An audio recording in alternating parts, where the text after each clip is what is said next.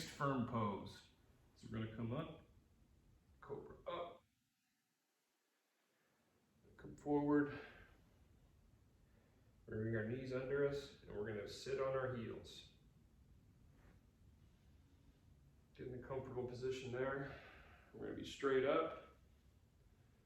We're gonna walk our hands back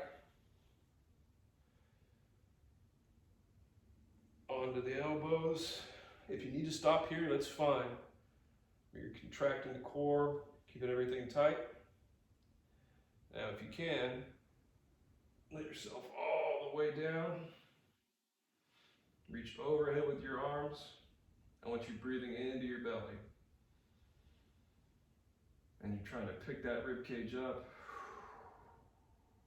Arms stay overhead.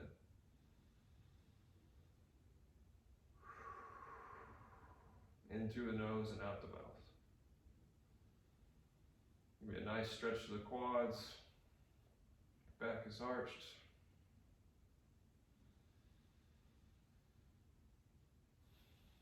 If you're feeling pain, come out of this pose. You might need to adjust your foot or knee position.